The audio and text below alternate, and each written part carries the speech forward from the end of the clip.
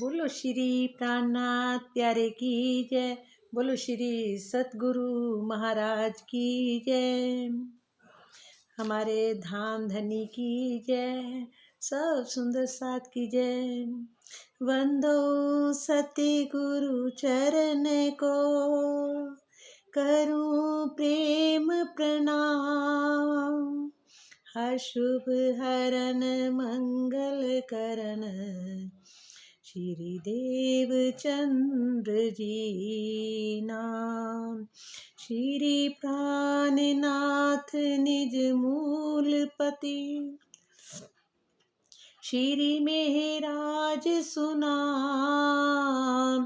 तेज कुंवर श्यामा जुगल को, पल पल करूं प्रणाम। पिया जी को पल पल करूं प्रणाम। हे सुंदर साथ जी, आज हमारे प्रीतम श्री राज जी के हुक्म से श्री श्रृंगार जी की थर्ड प्रकरण है, तीसरा प्रकरण है, उसकी छुपाई है 15 नंबर की।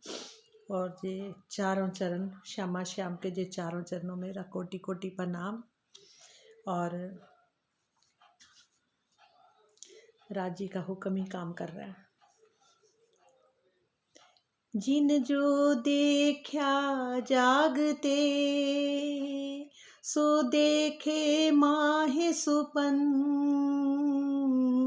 कानों सुनया सो भी देखत, जाके साथ तो हक जन।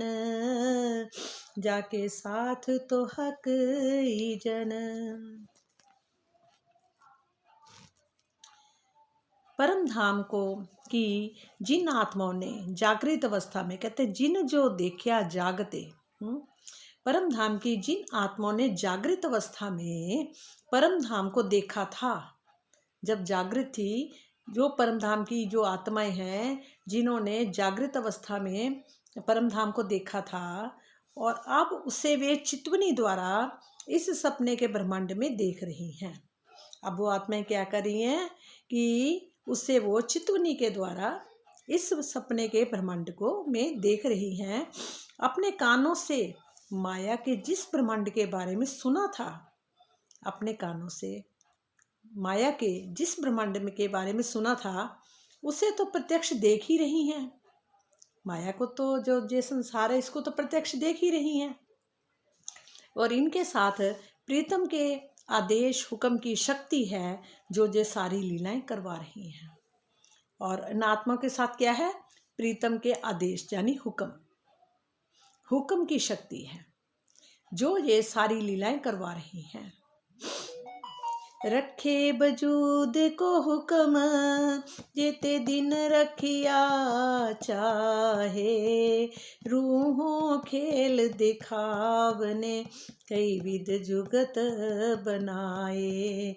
कई विध जुगत बनाए। चलो, रखे बजूद को हुक्म, रखे बजूद को हुक्म, जेते दिन रखया चाहे। धनी का हुक्म ब्रह्म सृष्टियों के तन को जितने समय तक रखना चाहता है, उतने समय तक रखता है। मतलब सब कुछ धनी जी का हुक्म से ही है। धनी का हुक्म ब्रह्म सृष्टियों को के तन को जितने समय तक रखना चाहते हैं, उतने समय तक रखता है। आत्माओं को माया का खेल दिखाने के लिए धनी का आदेश तरह तरह की जुक्तियां लगाता है, अर्थात मार्ग निकालता है। धनी का हुक्म ब्रह्म सृष्टियों के तन को जितने समय तक रखना चाहते रखते हैं, और उतने समय तक रखते हैं जितने समय तक वो चाहते हैं। आत्माओं को माया का खेल दिखाने के लिए धनी का आदेश जो है, वो तरह तरह की जुक्तियां लगाता है। धनी का आदेश तरह तरह की जुक्तियां लगाता है, किसके लिए? माया का खेल दिखाने के लिए, अर्थात मार्ग निकालता है। सब उनके हाथ में है। जो दिखाना चाह रहे दिखा रहे हैं, जो करना चाह रहे कर रहे हैं। जिसको जब लेके जाना तो जब जब जब तक वो इस समय तक उन्होंने रखना इन शरीरों को, उतनी देर तक रखना है। हुक्म ही है, हुक्म का ही काम है और हुक्म पर ही निर्भर है। कहते हैं ना, इस चौपाई में ये निष्कर्ष निकलता है कि ब्रह्म सृष्टियों ने इस खेल में जिस तन को धारण किया है उसकी मृत्यु धनी के हुक्म पर ही निर्भर करती है। ये मृत्यु भी अपने उस हिसाब से नहीं है कि जब उसकी मृत्यु धनी के हुक्म पर ही निर्भर करती है, कितनी देर तक उन्होंने शरीर को रखना है इस धरती पर। श्री राज जी के आदेश की इच्छा के बिना इस संसार की मृत्यु उसका कुछ भी बाल बांका नहीं कर सकती। मृत्यु भी बाल बांका नहीं कर सकती। कब तक? इस संसार में जब तक उनकी इच्छा है। शाहजहांपुर बोड़िए की में मौत ने अपनी सारी शक्ति लगा दी। शाहजहांपुर बोड़िए में मौत ने अपनी सारी शक्ति लगा दी, किंतु श्री जी की कृपा से नागजी भाई गरीबदास जी का कुछ भी ना बिगाड़ सकी। नागजी भाई का कुछ भी नहीं बिगाड़ सकी। चलो ठीक है।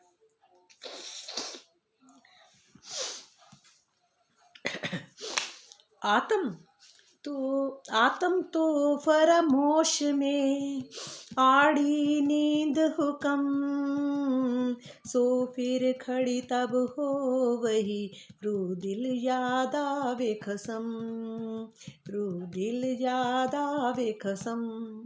आत्म तो फरमोश में आड़ी नींद हुक्म। आत्माएं तो माया की नींद में है। आत्मा कहाँ है? माया की नींद में है। और श्री राज्य के देश से उनके और धनी के बीच ये नींद ही पर्दा बनी हुई है। ये नींद का जो है ना संसार, जो माया की नींद है, उसमें वो माया जो पर्दा बनी है ना, वो यही उनके कह रहे श्री राज्य के देश से ही उनके और धनी के बीच में ये नींद ही पर्दा बनी हुई है। मतलब माया ही पर्दा बनी हुई है और कोई पर्दा नहीं है। जब आत्मा के धाम हृदय में प्रीतम की छवि बसने लगती है तो आत्म परम धाम की तरह पुनः जागृत हो जाती है। कहते जब आत्मा के धाम हृदय में, जब आत्मा के धाम हृदय में प्रीतम की छवि बसने लगती है तो आत्मा परम धाम की तरह पुनः जागृत हो जाती है, जैसे परम धाम में जागृत हो जाती है। आत्मा के धाम हृदय में धनी की शोभा को बसते ही उसकी भी स्थिति परात्म जैसी हो जाएगी। मतलब उसका वैसा ही स्वरूप हो जाएगा। आत्मा के धाम हृदय में धनी की शोभा, वैसे तो भी आत्मा जो है पर आत्म का ही स्वरूप है और सब मतलब कि जबकि पर आत्म जो है वो फरमोशी में है, सिर्फ देख रही है राज्य को। पर आत्मा की नज़र जहाँ आई है, अगर आत्म की नज़र से अंतर्दृष्टि के उसके दिल में सिंहासन राजश्यामा जी का लग जाता है तो फिर उसको भी सब कुछ पर आत्म की तरह, जैसे वो बैठी देख रही है तो सब कुछ उसको दिखाई देना शुरू हो जाएगा।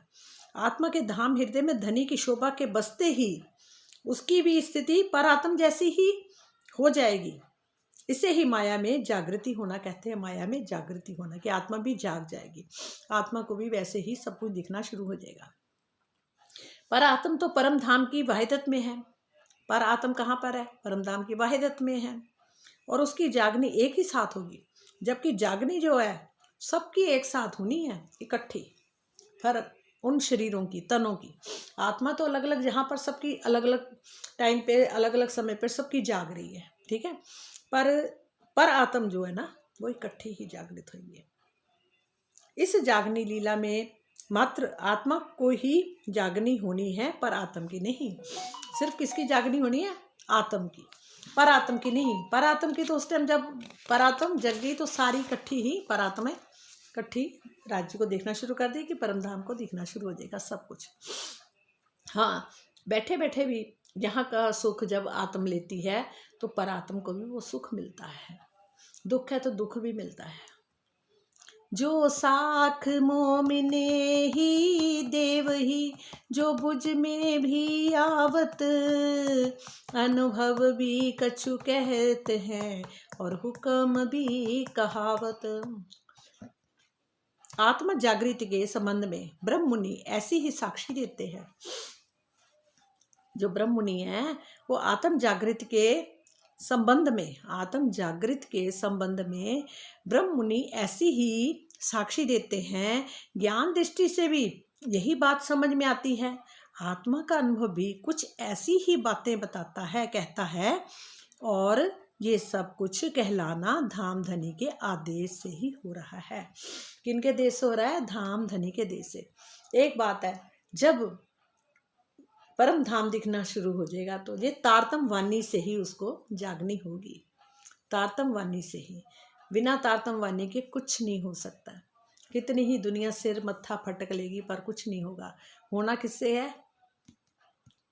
आत्मा भी जो है ना, जागृति तारतम वाणी से ही होगी।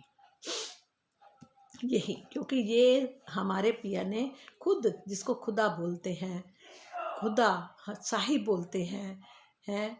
और वो जो प्रिया मतलब हमारे प्रीतम ने इस वाणी द्वारा ही अपने, कह देना, खुदा ने खुद ही अपनी खुद की पहचान कराई है। हमारे प्रीतम ने खुद ही अपनी पहचान इस वाणी से कराई है। और ये वाणी के, जिसको बोलते हैं तारतम ज्ञान, जो ग्रंथों में भी पूरे जो जैसे महेश्वर तंत्र और बड़े ग्रंथ हैं, पुराण संहिता वगैरह, सब में ये बातें लिखी हुई हैं। और तारतम ज्ञान का बारे में सब जगह लिखा हुआ है। और मुक्ति इसी से ही होनी है सबकी का मतलब क्या? मुक्ति तो सबकी होगी, पर अपने कर्मों के हिसाब से भिष्टे मिलेंगे। पर ये तारतम ज्ञान जिसके अंदर चला गया, ये ब्रह्म ज्ञान जिसको मिल गया, उसकी तो पहली भिष्ट परम धाम जैसी ही उसको मिलेगी, सेम टू सेम। अपने हमारे प्रीतम सब जीवों को अपने जैसा ही स्वरूप दे देंगे, अपने जैसा ही घर देंगे, अपने जैसा ही सब कुछ दे देंगे, कोई कमी नहीं रखेंगी। उसको बोलते हैं पहली भिष्ट, परम धाम की पहली भिष्ट हो गई जोग माया के अंदर, और कहीं नहीं, जोग माया के अंदर। सो साख मोमिने ही देव ही जो बुझ में भी आवत। आत्मा जागृत के संबंध में ब्रह्म मुनि ऐसी ही साक्षी देते हैं। ज्ञान दृष्टि से भी यही बात समझ में आती है। आत्मा का अनुभव भी कुछ ऐसा ही बातें कहता है। और ये सब कुछ कहलाना धाम धनी के आदेश से ही हो रहा है। ये सबके किनके देश से हो रहा है? धाम धनी के देश से। उनके देश के बगैर, हुक्म के बगैर कुछ भी नहीं हो सकता। कहते ना, पत्ता नहीं हिल सकता, फिर बात वहीं आ गई। सब कुछ चारों तरफ जो हमारे इर्द गिर्द जो कुछ भी हो रहा है, सब उनके हुक्म से हो रहा है, उनके हुक्म से। और वो संसार भी ये वाला उन्होंने रचा है ना, ये अपनी ब्रह्म सृष्टियों के लिए ही रचा है, उनके लिए ही ये संसार। नहीं तो ये संसार तो कब का वो खत्म कर चुके थे। रास के टाइम जब था, रास से पहले ही वो खत्म हो गया था। पर उसी टाइम उसी समय फिर बोलना था कि जैसा है वैसा हो जाए। अक्षर ब्रह्म जो उनका अपना स्वरूप है एक सत्ता का, उसको हुक्म दिया कि जैसा था वैसा हो जाए। और अक्षर ब्रह्म ने बोला जैसा है, जैसा था वैसा ही हो जाए, तो वैसा ही सेम बन गया था। ये ब्रह्मांड उन्होंने रखा ही इसीलिए हुआ है, अपनी ब्रह्म सृष्टियों के लिए। जो उनको दिखाना चाह रहे हैं वो दिखा रहे हैं, वो भी उनका हुक्म से ही हो रहा है। जो इस संसार में हो रहा है, गलत अच्छा बुरा जैसे चारों तरफ हो रहा है, ये सब उनके हुक्म से हो रहा है। क्यों? क्योंकि उन्होंने अपने ब्रह्म सृष्टियों को वहीं बैठे बैठे ही उनकी नज़रें यहाँ लाए हैं और सबको दिखा रहे हैं कि देखो ऐसे भी संसार है, और मेरी साहिबी देखो, अरबों खरबों ब्रह्मांडों का मैं मालिक हूँ। लोग मुझे जानते हैं अरबों खरबों ब्रह्मांडों में, मतलब कि कोई मुझे जान नहीं पाया। मैं उन सब का मालिक हूँ। मैं सबका नहीं, एक का, उनकी ब्रह्म सृष्टियों का मालिक नहीं हूँ, मैं सबका मालिक हूँ, मतलब जानी सबका साहिब हूँ। वो सबके साहिब है, सबके प्रीतम है। एक यही है जिनको सब प्रीतम कह सकते हैं, अपना पिया कह सकते हैं। और दुनिया के किसी भी पुरुष को, जो देवी देवता हैं, बड़े बड़े महादेव हैं, किसी को भी पिया नहीं बोल सकते। एक ही पिया है सबका, वो है पार ब्रह्म परमेश्वर सच्चिदानंद, आनंद का सागर। वही आनंद है और कहीं आनंद नहीं, सत्ता में आनंद नहीं है। आनंद कहते हैं ना, सुखदेव जी ने भी बोला था कि देव के पास भी वो आनंद नहीं है, वो प्रेम नहीं है जो गोपियों के पास था। क्योंकि गोपियों के ऊपर आके जो रूहें बैठी थी वो ब्रह्म सृष्टियाँ ही थी, जिनकी रूहें आके बैठी थी, जाने की नजरें बैठी थी, जहाँ की उनकी वासना आके बैठी थी, जहाँ उनका ध्यान बैठा था।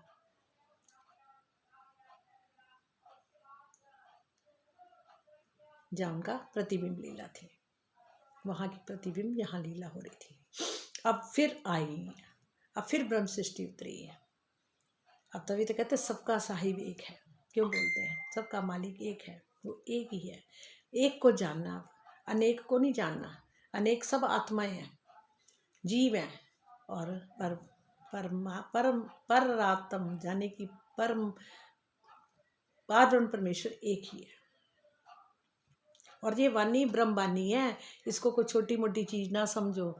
ये एक वाणी से, एक वचन से ही, एक वचन भी, एक भी चौपाई या कुछ वो कोई याद कर लेगा ना, रट लेगा, उसका भी कल्याण हो जाएगा, उसको भी मुक्ति निश्चित है। वो काल माया से, काल से परे हट जाएगा, ये मानना पड़ेगा। मोमिन कहवे हुक्मे बुझे अनुभव पर हुक्म। ब्रह्म मुनि धनी के देश से ही कुछ कहते हैं। ब्रह्म मुनि भी जो कहते हैं वो भी कैसे कहते हैं, धनी के आदेश से ही। अगर कोई किसी से बात करता है, ब्रह्म मुनि बात करते हैं, तो वो उनका आदेश होता है, यानी कि धनी का हुक्म ही बोलता है, और कोई नहीं बोल सकता। इस झूठी जवानों से, झूठे शरीरों से हम उनका नाम भी नहीं ले सकते, कोई नहीं नाम ले सकता। सिर्फ धनी का आदेश ही काम करवा रहा है सब कुछ। धनी के आदेश से ही कुछ कहते हैं। ब्रह्म मुनि भी देखो क्या बोला, ब्रह्म मुनि भी ऐसे नहीं बोलते, उनको भी धनी के आदेश से ही बोला जाता है ना। उनकी समझ और अनुभव भी, जो उनकी समझ में और अनुभव भी है, वो प्रीतम की छत्र छाया में ही होता है। उनके जो समय से जो भी उनको अनुभव होते हैं, वो प्रीतम की छत्र छाया में ही होता है। मूल स्वरूप के हुक्म से ही इस संसार में आवेश स्वरूप का हुक्म, आदेश इच्छा कार्य करता है। धनी के आदेश के बिना कुछ भी नहीं होता। रूह तेती जागी जानियो, जेता दिल में चुभे हक अंग, जो अंग हृदय ना आइया, रूह के तेती फरामोशी संग। आत्मा के धाम हृदय में धनी की जितनी शोभा बसती है, रूह तेती जागी जानियो, जेता दिल में चुभे हक अंग। आत्मा के धाम हृदय में धनी की जितनी शोभा बसती है, आत्मा के धाम हृदय में, आत्मा के धाम हृदय में जितनी भी धनी की शोभा जो है, जितनी भी शोभा बसती है, आत्मा को उतना ही जागृत हुआ माना जाता है। जितनी शोभा बैठती जाती है, उस आत्मा को उतना ही मतलब जागृत हुआ माना जाता है। आत्मा के धाम हृदय में अक्षरातीत के जिस अंग की शोभा नहीं बस पाती है, जो अंग हृदय न आइया, रूह की तेती फरामोशी संग। आत्मा के धाम हृदय में अक्षरातीत के जिस अंग की शोभा नहीं बस जाती है, पाती है, आत्मा के अंदर उतनी ही नींद फरामोशी मानी जाती है। जो मतलब कि जितना ज्ञान मतलब अभी उनके अंदर नहीं बैठ पाता, जहाँ समझो शोभा नहीं बस पाती है, तो आत्मा के अंदर उतनी ही नींद अभी है, जाने की वो फरामोशी में है, पूरी जागृत बुद्धि नहीं हुई इसकी। भावार्थ, आत्मा का स्वरूप परात्म का प्रतिबिंब है। आत्मा का स्वरूप कौन सा है? आत्मा का स्वरूप परात्म, जो परात्म मूल स्वरूप, जो वहाँ मतलब कि मूल मिलावे में बैठे है, उसको बोलते परात्म। उसका जो मूल स्वरूप है, मतलब आत्मा का स्वरूप परात्म ही पूर्ण आत्म जागृत है। मतलब आत्मा के धाम हृदय में धनी की जितनी भी शोभा बसती है, आत्मा का उतना ही जागृत हुआ माना जाता है। और आत्मा के धाम हृदय में अक्षरातीत के जिस अंग की शोभा नहीं बस पाती है, तो क्या होता है, आत्मा के अंदर उतनी नींद फरामोशी मानी गई है, उतनी नींद फरामोशी ही मानी गई है, उतनी ही नींद फरामोशी मानी गई है।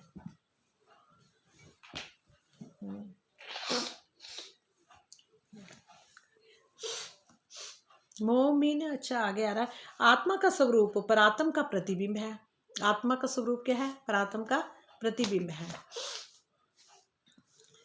और ये धनी की शोभा का आत्मसात करने पर निर्भर करता है। कहते कि आत्म जागृति का स्तर कैसा है? आत्म जागृति का स्तर कैसा है, ये धनी की शोभा को आत्मसात करने पर ही निर्भर करता है। जितनी धनी की शोभा को वो आत्मसात कर लेगा, अंदर उसके वो शोभा बैठ जाएगी, उतना ही समझो, उतना ही निर्भर करता है, मतलब उतना ही समझो उसकी वो फरामोशी में नहीं है, वो उसकी आत्म जागृत हो गई है। ताथे जोरु अरस जीम की, सो क्यों न करे उपाय, ले हक स्वरूप हृदय मिने, और देवे सब उड़ाए, और देवे सब उड़ाए। इसलिए जो भी परम धाम की आत्मा होगी, वह अपनी आत्म जागृति कहते, इसलिए जो परम धाम की आत्मा होगी वह अपनी आत्म जागृति का उपाय अवश्य करेगी, वो अवश्य करेगी।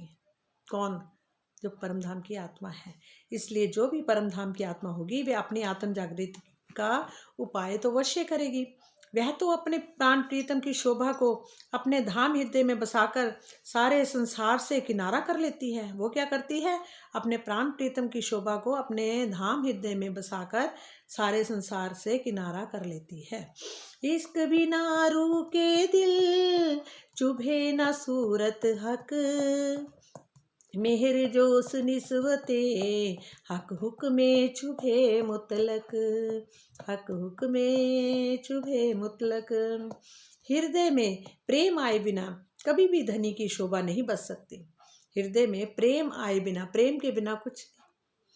हृदय में प्रेम आए बिना कभी भी धनी की शोभा नहीं बच सकती। जब तक हमारे हृदय में प्रेम नहीं आएगा ना धनी जी के लिए, तो वो शोभा बच नहीं सकती।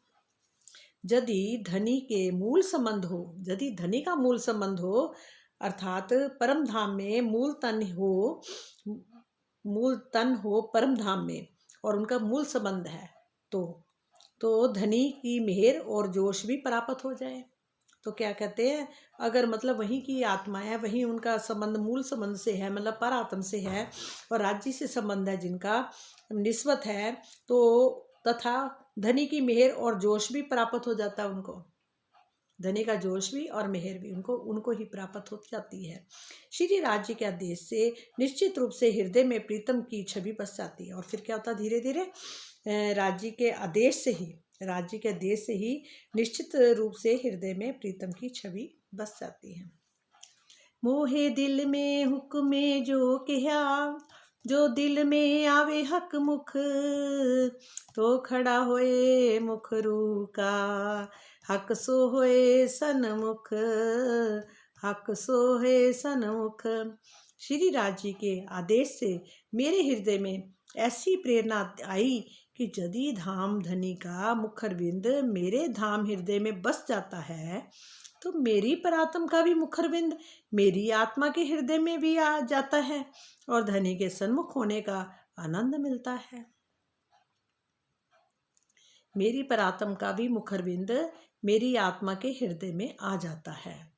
मेरी परात्म का भी जो मुखरविंद है ना, वो भी मेरी आत्मा के हृदय में आ जाता है, मतलब आत्मा के हृदय में भी वो मुखरविंद आ जाता है, और धनी के सन्मुख होने का आनंद मिलता है।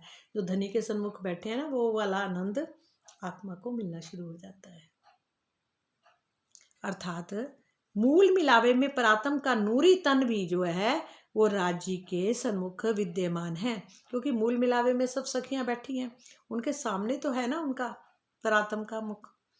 तो कहते हैं परात्म के दिल का स्वरूप नूरी नजरों से है, तथा नहीं, मूल मिलावे में परात्म का नूरी तन भी श्री राज्य के सन्मुख विद्यमान है। उसकी नूरी नजरें श्री राज्य की नजरों से मिली तो हुई हैं, मतलब कि मूल मिलावे में परात्म की जो नजरें हैं वो श्री राज्य की नजरों से मिली तो हुई हैं। वहाँ तो दोनों की नजरें एक हो रखी ना, मिली हुई हैं, किंतु उन्हें धामधनी नहीं दिखाई पड़ रहा। अब उनको धामधनी नहीं दिखाई दे रहा, क्योंकि राज्य नजरों को यहाँ ले आए हैं, अपने दिल से लेके वो इन नजरों को इन जीवों के ऊपर आके बैठा दिया। तो क्या बोला कि धनी नहीं दिखाई पड़ रहा, पर सामने बैठे आमने सामने एक दूसरे को देख रहे, पर अब उनको वो धनी जी नहीं दिखाई दे रहे। अब ये जो माया के जो जीव है, जो शरीर है, ये उनको दिखाई दे रहे हैं, और इनको वो खुद ही अपने आप को मान बैठी हैं कि हम ही हैं। अपने स्वरूप को भूल गई, वो अपने आप को यही वाला मान बैठी है कि ये शरीर ही हमारा शरीर है। धाम धनी के मुखरविंद मेरे धाम हृदय में बस जाता है, तो प्रातम का भी मुखरविंद मेरी आत्मा के हृदय में आ जाता है और धनी के सन्मुख होने का आनंद मिलता है। मूल मिलावे में प्रातम का नूरी तन श्री राज जी के सन्मुख विद्यमान है। उसकी नूरी नजरें श्री राज जी के चरणों से मिली तो हुई हैं, किंतु उन्हें धाम धनी नहीं दिखाई पड़ रहे हैं, बल्कि ये झूठा संसार नजर आ रहा है। उनको क्या नजर आ रहा है? झूठा संसार नजर आ रहा है। यद्यपि उनको उनकी जो नूरी नजरें हैं वो संसार की ओर नहीं है, जबकि उनकी नूरी नजरें तो राज्य को देख रही हैं, अपने प्रीतम को देख रही हैं, अपने श्याम को देख रही हैं। पर वो क्या है कि नूरी नजरें संसार की ओर, कहते ना, उनकी नूरी नजरें संसार की ओर नहीं है, फिर भी हृदय की क्रियाशीलता श्री राज जी के दिल रूपी पर्दे पर संसार को देख रही हैं। जैसे हम सामने बैठे टीवी देख रहे होते हैं, ऐसे वो राज्य को देख रही है, पर उनके दिल रूपी पर्दे पर ही ये सारा खेल उनको दिख रहा है। यहाँ का जितना खेल है सारा वो वहीं बैठे देख रही हैं, पर है क्या? वो नजरें यहाँ ही है, इस धरती पे। पर देख रही वो खेल कहाँ? वहाँ बैठ के वो अपने सामने राज्य के दिल पे उनकी वो अपना खेल दिखा रहे हैं राज्य। इस प्रकार परात्म के, जिस कहते हैं ना, इस यद्यपि उनकी नूरी नजरें संसार की ओर नहीं है, उनकी नजरें नहीं है संसार, वो तो राज्य को देख रही है ना बैठी, फिर भी हृदय की क्रियाशीलता श्री राज्य के दिल रूपी पर्दे में संसार को देख रही हैं, दिल रूपी पर्दे पर। ये ध्यान देने योग्य तथ्य है कि परात्म के दिल का संबंध नूरी नजरों से है। जो परात्म का जो है मतलब परात्म के दिल का संबंध जो है नूरी नजरों से है, तथा राज्य के दिल से होने वाली सारी लीला उनके नेत्रों में पड़ रही है। मतलब कि राज्य के दिल से होने वाली जो सारी लीला है उनके नेत्रों में पड़ रही है। और जबकि धाम धनी के दिल का पर्दा कहा गया है, इसी प्रकार परात्म के जिस दिल में संपूर्ण परमधाम दिखा करता था, अब वहाँ संसार दिखने लगा है। इसे ही श्री मुखवाणी श्रृंगार 11 प्रकरण 69 में इस प्रकार व्यक्त किया गया है। हक भी कहे दिल में, अरस भी कहा दिल, हक भी कहे दिल में, अरस भी कहा दिल, पर्दा भी किया दिल को, आया सुहुरे बेवरा निकल। परात्म के दिल में की क्रिया शक्ति ने परात्म को नख से शिख तक रूप धारण किया और आत्मा के रूप में इस नश्वर जगत के जीव के ऊपर बैठ गई। मतलब कहाँ बैठी है वो? का इस नश्वर जगत के जो जीव है उस पर आकर परात्म आत्मा बैठ गई। और क्या है? परात्म के दिल में जो क्या है क्रिया शक्ति ने परात्म के नख से लेके शिख तक रूप धारण किया और आत्मा के रूप में इस नश्वर जगत में आकर बैठ गई, जीव के ऊपर बैठ गई। अब चितवनी में आत्मा ने जब अपने धाम धनी हृदय में अपने प्राण बल्लभ को मूल मिलावे में देखा, क्या देखा? अब चितवनी में ध्यान लगाकर बड़े बड़े परमहंसों ने, आत्मा ने जब अपने धाम हृदय में ही, आत्मा ने अपने धाम हृदय में अपने प्राण बल्लभ को मूल मिलावे में देखा, तो उसे अपनी परात्म भी दिखाई पड़ी और श्री राज्य के जिस जिस अंग को वह देखती जाएगी, परात्म का वह अंग भी दिखता जाएगा। जैसे जैसे श्री राज्य के जिस जिस अंग को देखेगी तो वही अंग परात्म का अंग भी दिखना शुरू हो जाएगा, अपना स्वरूप अंग भी दिखना शुरू हो जाएगा। परात्म का वह अंग भी दिखता जाएगा। जब श्री राज्य का पूर्ण स्वरूप दिख जाएगा तो आत्मा को भी अपना पूर्ण स्वरूप दिखने लगेगा। इसे ही आत्म जागृति कहते हैं। आत्म जागृति किसे कहते हैं? जब श्री राज्य का पूर्ण स्वरूप दिख जाएगा तो आत्मा को भी अपना पूर्ण स्वरूप दिखने लगेगा। इसे ही आत्म जागृति कहते हैं। किंतु इस अवस्था में भी परात्म के किसी भी अंग में कोई जागृति नहीं, बल्कि आत्मा को वह अनुभव होगा कि मेरा वास्तविक स्वरूप परात्म का है। इस अवस्था में उसे अपने पंचभौतिक तन का कुछ भी आभास नहीं रहेगा, जबकि ये सारा दृश्य उसे अपने धाम हृदय में ही दिखाई देगा। इसी को दूसरे शब्दों में आत्मा के अंगों का खड़ा होना कहते हैं। परात्म के अंग जागनी लीला में खड़े नहीं होंगे क्योंकि जहाँ आत्म जागृति का प्रसंग है।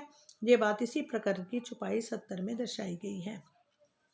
जब पूरन स्वरूप हक का आए बैठा माहे दिल, तब सोई अंग आत्म के उठ खड़े सब मिल। जब पूर्ण स्वरूप हक का आए बैठा माहे दिल, जब पूरा स्वरूप राज्य का चरणों से लेकर सिर तक का हक का आए बैठा माहे दिल, तब सोई अंग आत्म के, तब सोई हुई अंग जो आत्म के उठ खड़े सब मिल। तब सारी फरामोशी भी उठ के जाग जाएगी और उनको भी सब दिखना शुरू हो जाएगा। जो पर आत्म के शरीर हैं उनको भी सब दिखना शुरू हो जाएगा। अधुर हर बट्टी नासिका दंत जुबा और गाल, जो अंग आया हक का दिल में उठे रूहे अंग हुए मिसाल। जब आत्मा अपने धाम हृदय में श्री राजी के अति सुंदर होठों, ठुड्डी, नासिका, दांतों, मुख तथा गालों की शोभा को अपने धाम हृदय में बसा लेती है, तो उसी क्रम में आत्मा के भी अंग जागृत हो जाते हैं और दिखने लगते हैं।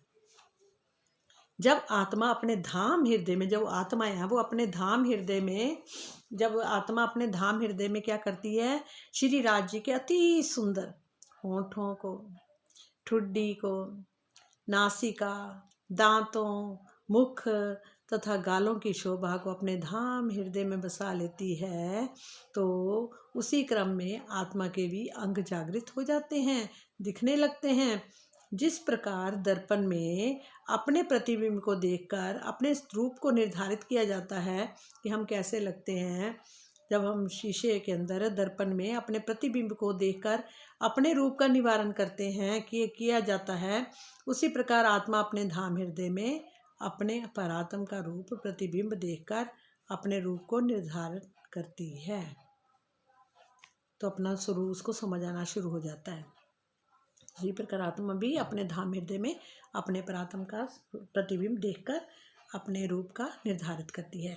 इसके साथ ही विशेष तथ्य ये भी है कि जिस प्रकार दृष्टा दृश्य को देखते देखते अपने को भी देखने लग जाता है, दृष्टा दृश्य को देखते देखते, जो दृष्टा है देखने वाला, वो दृश्य को देख रहा होता है, तो देखते देखते उसको अपने भी मतलब अपने को भी देखने लगता है, मतलब वो अपने आप को भी देखने लग जाता है जब दृश्य को देख रहा है। तो उसी प्रकार आत्मा भी परात्म के देखते देखते स्वयं को भी देखने लगती है, और ऐसी भी स्थिति आती है जब वह परात्म की जगह स्वयं को अस्तित्व अनुभव करने लगता है।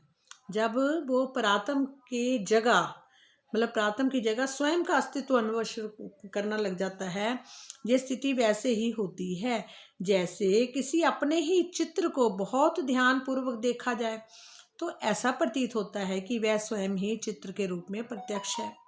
उसे चित्र में एकात्मता प्रतीत होने लगती है। इसी प्रकार चित्वनी की प्रक्रिया में प्रतिबिंब आत्मा अपने बिंब को देखकर उससे तदात्म आत्मे एक रूपता स्थापित कर लेती है। अर्थात जब आत्मा को अपना वह अंग दिखाई देना प्रत्यक्ष शुरू हो जाता है, तो श्री राज जी अथवा परात्म का अंग देखा था, इस प्रकार चित्वनी की गहन स्थिति में तीनों ही दिखाई देंगे, श्री राज श्यामा जी भी, परात्म भी और आत्मा भी। आत्मा भी, परात्म भी और श्री राज श्यामा जी भी। आत्मा को अपने जिस जिस अंग का अनुभव होगा, आत्मा को जिस जिस अंग का अनुभव होगा, तो उस अंग का उठना कहा जाएगा, वो अंग जागृत होना शुरू हो जाएगा। और आगे की छुपाइयों में भी यही दर्शाया गया है, जो तू ग्रहे हक नैन को, तो नजर खुले रूह नैन, तो नजर खुले रूह नैन, तब आशिक और माशुक के हुए नैन नैन से सैन, हुए नैन नैन से सैन। जो तू ग्रहे हक नैन को, तो नजर खुले रूह नैन। हे मेरी आत्मा, यदि तू श्री राज्य के अति मनोहर नेत्र को देखती है, जब हे मेरी आत्मा तू श्री राज्य के अति मनोहर नेत्रों को देखती है, जब तू मनोहर राज्य के मनोहर नेत्रों की तरफ देखती है तो मेरे भी नेत्र खुल जाएंगे, तो मेरे भी नेत्र खुल जाएंगे।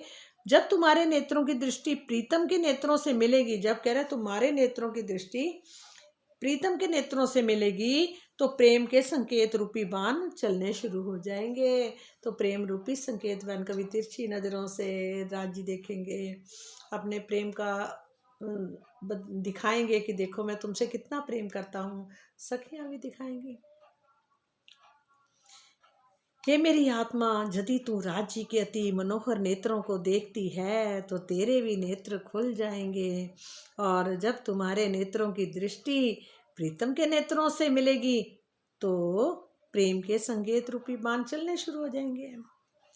इस चुपाई में उस स्थिति का वर्णन है जब आत्मा अपने धाम हृदय में ही ऐसा अनुभव करती है, जब आत्मा अपने धाम हृदय में ही ऐसा अनुभव करती है तो उसका प्रीतम उसके सन्मुख ही विराजमान है, क्योंकि प्रीतम तो सन्मुख ही विराजमान है, आमने सामने है। और वह अपनी परातम जैसी शोभा से युक्त होकर, वो अपनी परातम जैसी शोभा से युक्त होकर, जैसे उसको लगता है कि मैं परातम, जो मेरा असली वहाँ शरीर है वही मैं हूँ, उसको अंदर लगना शुरू हो जाता है, दिखना शुरू हो जाता है। प्रीतम उसके सम्मुखी विराजमान है और वे अपनी परातम जैसी शोभा से युक्त होकर उनका दीदार यानी दर्शन कर रही है, और उसे क्या लगेगा कि मैं राज्य का दर्शन कर रही हूँ। उसको अपनी परातम का ही स्वरूप दिखाई देगा, उसको अपने परातम के स्वरूप से ही वो अपने प्रीतम को देखना शुरू कर देगी, दीदार करेगी। स्थिति जहाँ तक पहुँच जाती है कि जैसे परम धाम में परातम अपने प्राण वल्लभ के नेत्रों से प्रेम और संकेत करती है, कि जैसे क्या बोला है कि परातम जैसी शोभा से युक्त होकर उनका दीदार कर रही है। स्थिति जहाँ पहुँच जाती है कि जैसे परम धाम में परातम अपनी परातम जो है, मूल स्वरूप जो है उनका परातम जो है, वो अपने प्राण वल्लभ के नेत्रों से, वो अपने प्राण वल्लभ के नेत्रों से जाते अपने प्रीतम के नेत्रों से प्रेम के संकेत करती है, उसी तरह आत्मा भी करने लगती है। फिर आत्मा भी करने लगती है। ये विशेष ध्यान देने योग्य तथ्य ये है कि उस अवस्था में अपने पंचभौतिक तन को जरा भी आभास नहीं रहेगा, तथा आत्मा के दिल में सब कुछ घटित होते हुए भी ऐसा लगेगा जैसे सब कुछ मूल मिलावे में आमने सामने बैठे हुए हैं। फिर कैसा लगेगा कि आमने सामने मूल मिलावे में राज श्यामा जी को देख रहे हैं, सब सखियाँ वहाँ बैठी हुई हैं, राज श्यामा जी को देख रही हैं, उनका मुस्कुराता हुआ चेहरा। जो हक नीलाट आवे दिल में और दिल में आवे श्रवण, दो अंग खड़े होए रूह के जो होवे रूह मोमिन। यदि किसी के अंदर परम धाम की आत्मा हो और वह अपनी आत्मिक दृष्टि से अपने धाम हृदय में भी श्री राज जी के मस्तक कानों की शोभा को देखती है तो आत्मा को भी अपने मस्तक और कानों की शोभा दिखाई देगी। जो अंग देखेगी वो अंग उसको वहाँ भी परातम को भी दिखने शुरू हो जाएंगे।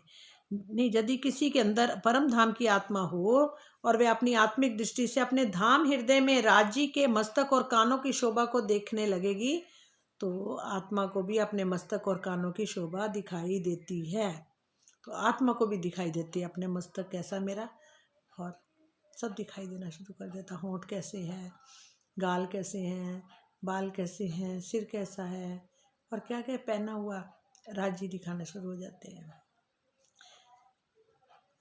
इस छुपाई में ये प्रश्न होता है कि परम धाम के तन तो नूरी हैं, किंतु इस संसार में चितवनी करने पर कैसा दिखाई देता है।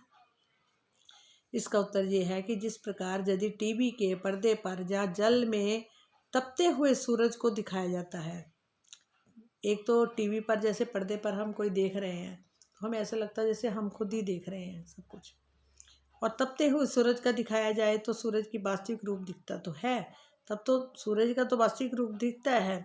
जब तक तो सूरज, दोपहर का सूरज जो मान लो हम उसको देख रहे हैं, एक टक देखते जा रहे हैं, है ना, तो सूर्य का वास्तविक रूप फिर दिखता है। तो किंतु टीवी के पर्दे पर जल में गर्मी का आभास नहीं होता, टीवी के पर्दे पर जहाँ जल में गर्मी का आभास नहीं होता है।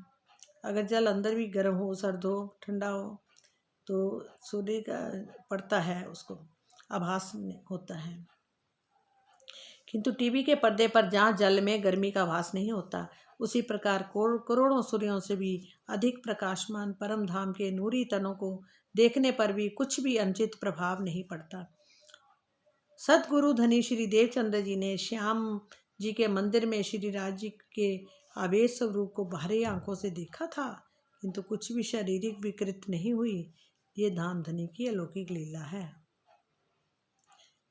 कहते हैं कि इसका उत्तर यह है कि जिस प्रकार टीवी के पर्दे पर जब जल में तपते हुए सूरज का दिखाया जाता है, तपते हुआ सूरज में दिखाई जाए तो सूर्य का वास्तविक रूप दिखता तो है, किंतु टीवी के पर्दे पर जब जल में गर्मी का भास नहीं होता, पर गर्मी का भास नहीं होता, दिखेगा जरूर पर गर्मी का भास नहीं होगा। उसी प्रकार करोड़ों सूर्यों से भी अधिक प्रकाशमान परम धाम के नूरी तनों को देखने पर कुछ अनुचित प्रभाव नहीं पड़ता। सदगुरु धनी श्री देवचंद्र जी ने श्याम जी के मंदिर ने श्री राज जी के आवेश स्वरूप को बाहरी अंगों से देखा था, किंतु कुछ भी शारीरिक विकृति नहीं हुई।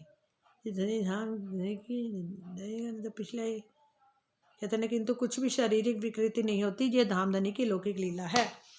भौ प्रकृति पल नासिका सुंदर तिलक हमेश, गौर शोभा मुख चौंक की क्यों कहूँ जोत नूर कोस, क्यों कहूँ जोत नूर कोस। भौ भृक्टी पल नासिका सुंदर तिलक हमेश, श्री राज जी के दोनों भौहों, भृक्टी, पलकों तथा नासिका की बहुत ही सुंदर शोभा है। उनके मस्तक पर हमेशा ही सुंदर तिलक दिखाई देता है। उनके सुंदर चेहरे पे क्या दिखाई देता है? सुंदर तिलक। और मुख के चौंक की शोभा अत्याधिक गौर वर्ण की है। मुख की शोभा कैसी है? अत्याधिक गौर वर्ण की उनके मुख की शोभा है। और उनके नूरमय केशों की जगमगाती हुई ज्योति की शोभा का वर्णन ही पाना संभव नहीं है। ठुड्डी से लेकर निचले होंठ तथा नासिका से लेकर ऊपरी होंठ, ये ऊपरी होंठ, और जहाँ से ये होंठ, नासिका से ये होंठ, ऊपरी होंठ तथा दोनों कानों से लेकर होंठों के दोनों किनारे जो हैं, यहाँ से किनारों की ओर का भाग मुख का चौंक कहलाता है। मुख का चौंक को क्या कहते हैं? ठुड्डी से लेकर नीचे का होंठ, नासिका से लेकर ऊपर का होंठ, कानों से लेकर ये कोन जो आ रहे हैं यहाँ तक, इसको बोलते हैं मुख का चौंक। भाग को मुख का चौंक कहलाता है। याद रखना सुंदर साथ जी क्या बोला? ठुड्डी से लेकर निचले होंठ, ठुड्डी से लेकर निचले होंठ और नासिका से लेकर ऊपरी होंठ तथा दोनों कानों से लेकर होंठों के जो दोनों ये किनारे हैं की ओर का भाग जो होता उसको मुख का चौंक कहते हैं।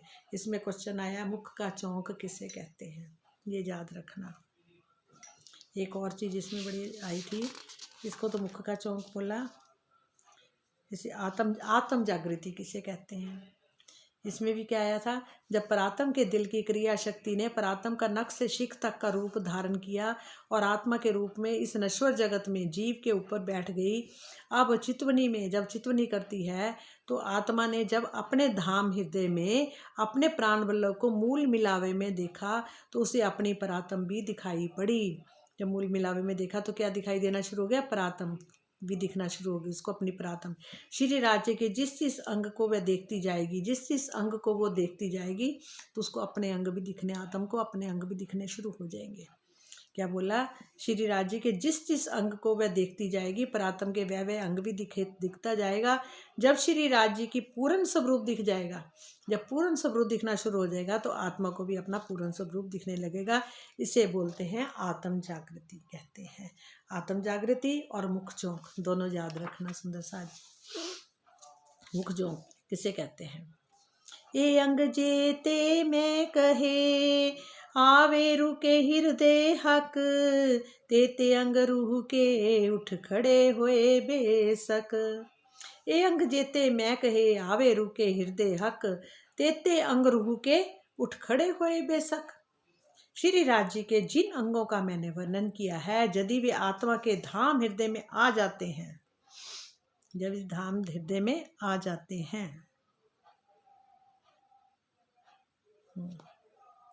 इसमें आ रहा था ना, कौन से थे, सारे बताए थे। हाँ, होंठ, ठुड्डी, नासिका, दांत, मुख, गालों की शोभा अपने धाम हृदय में जब वो बसा लेती है, उसी क्रम से आत्मा को भी अंग जागृत हो जाते हैं।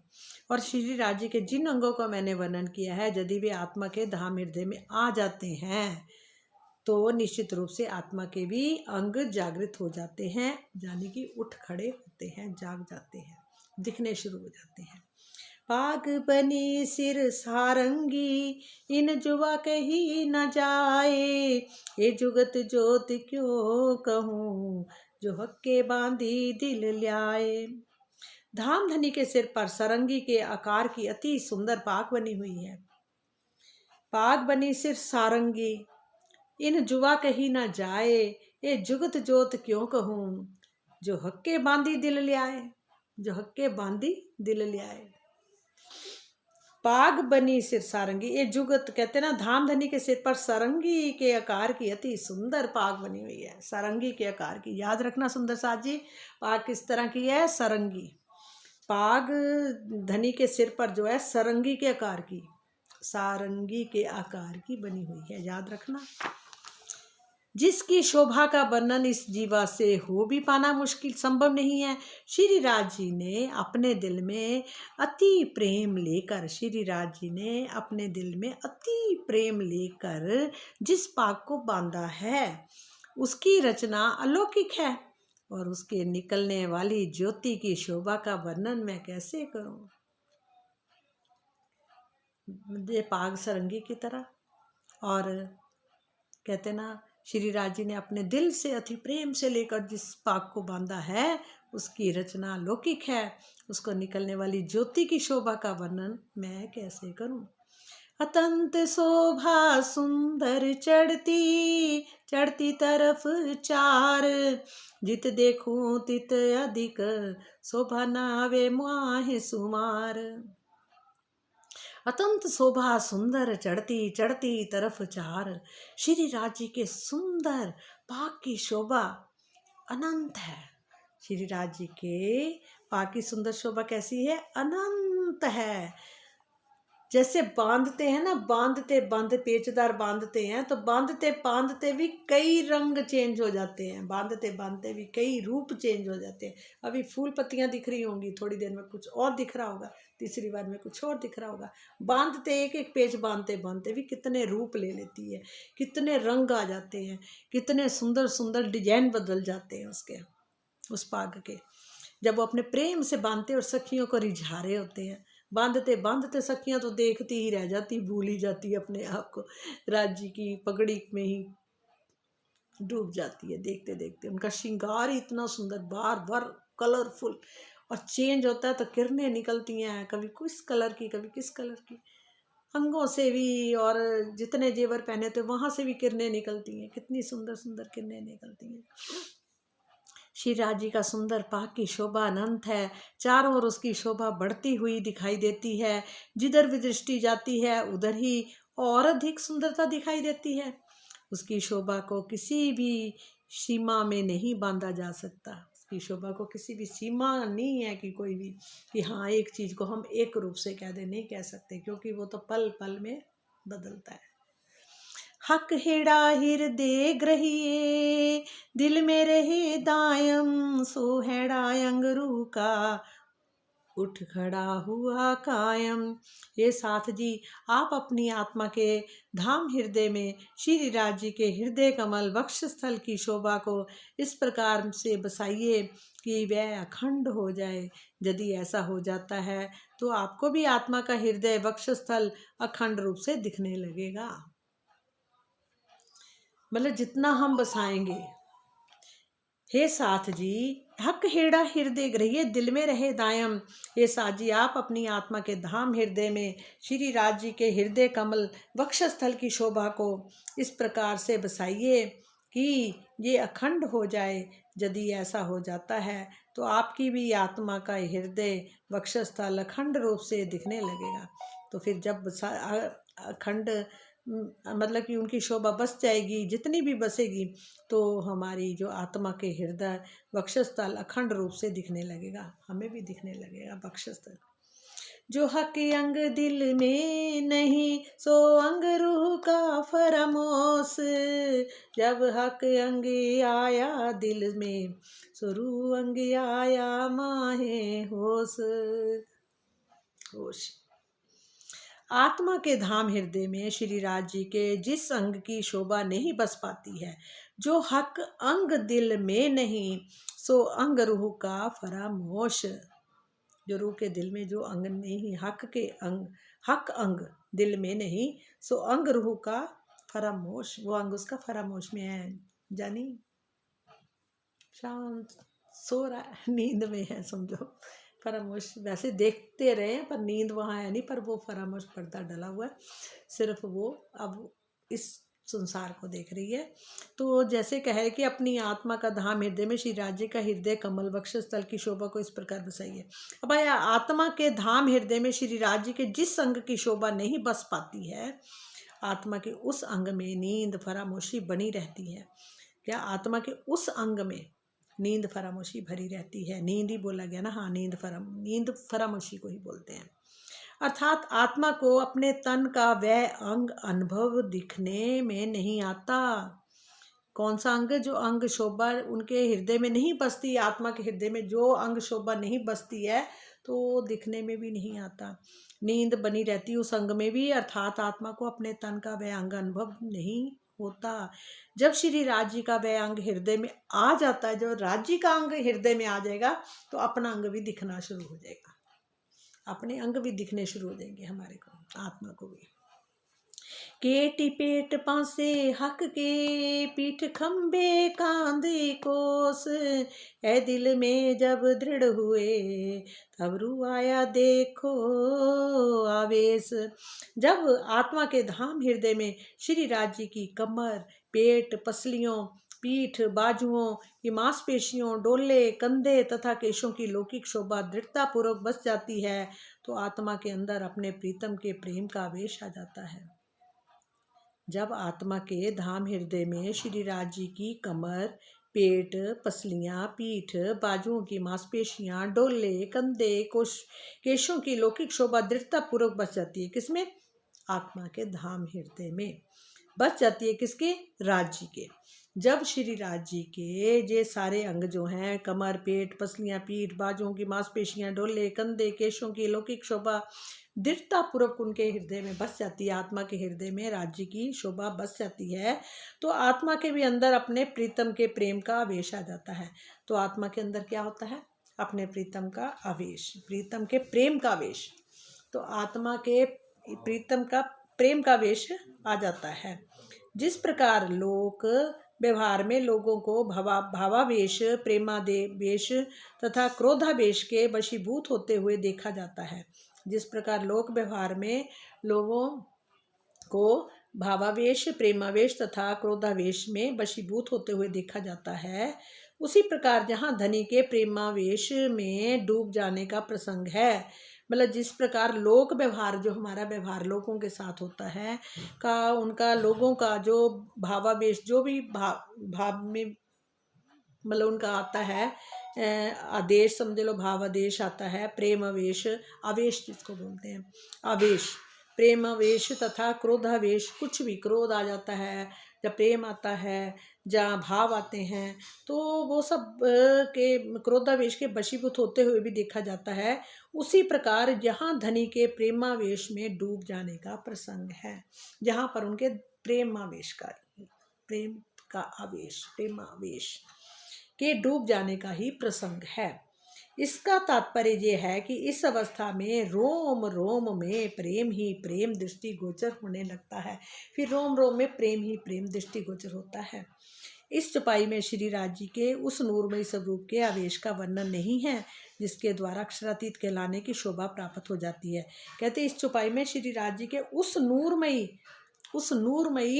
स्वरूप के आवेश का वर्णन नहीं है कि जो उनका अपना नूरमयी स्वरूप है उसका आवेश आ जाता है, प्रेम का आवेश आता है।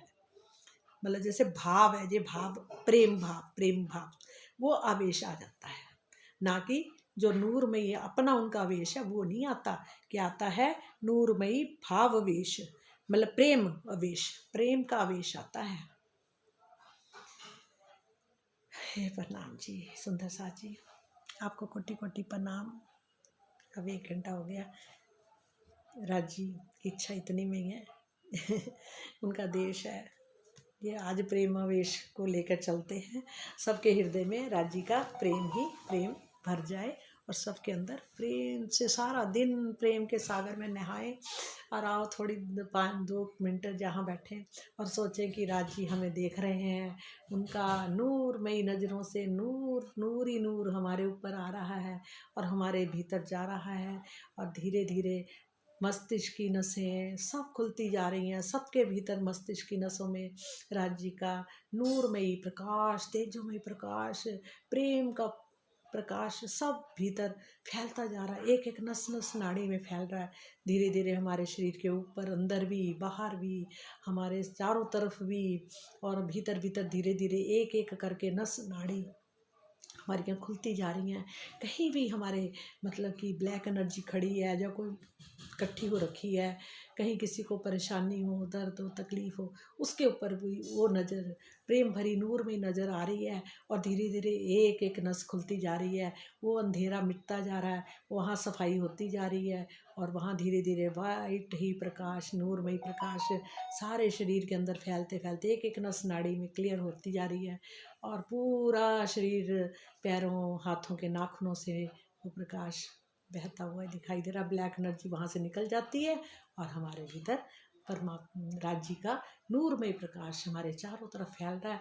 और हमारे चारों तरफ आसपास भी, घर के अंदर भी, बाहर भी, चारों तरफ पूरे ब्रह्मांड में धीरे धीरे वो प्रकाश नूरमयी राज जी की नज़रों से निकल रहा और चारों तरफ फैल गया।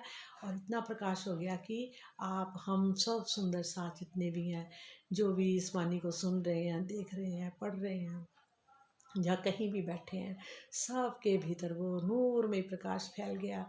और तेजोमयी प्रेम ही प्रेम सबके अंदर भरता जा रहा। आनंद की सीमा का पार ही नहीं है। राज्य की नज़र के अंदर भी आनंद है और सबका शरीर कोमल, नूरमयी, निर्मल होता जा रहा है उस तेजमयी प्रकाश से। वो प्रकाश की किरणें इतनी तेजोमयी हैं कि हमारे भीतर की सारी चारों तरफ भी सफाई ही हो गई है। पूरा ब्लैक एनर्जी कहीं भी नहीं है, सब तरफ प्रकाश ही प्रकाश नूर में फैल गया। और सबके शरीर, सबके बॉडी जो है वो हेल्दी हो गई है। और सारी सब क्या हो गए? Healthy, wealthy and wise. सबके राज्य के सुख भी उनको मिल रहे हैं, राज्य का नूर भी उनको मिल रहा है, राज्य का कहते हेल्दी, वेल्दी एंड वाइज, और ज्ञान भी सारा मिल रहा है। और पूरा ज्ञान हमारे भीतर आता जा रहा है। और धीरे धीरे सबकी आत्माएं जागृत हो रही हैं और धीरे धीरे सबके पर आत्म भी जागृत हो जाएंगी और सबको राज्य का दर्शन होगा। राज्य हमें देख रहे हैं, हम राज्य को देख रहे हैं, फिर ऐसा आ गया हम आमने सामने देखेंगे। ठीक है। बोलो श्री प्राणनाथ प्यारे की जय, बोलो श्री सतगुरु महाराज की जय, मेरे धाम के धनी की जय। जय जय हो जय।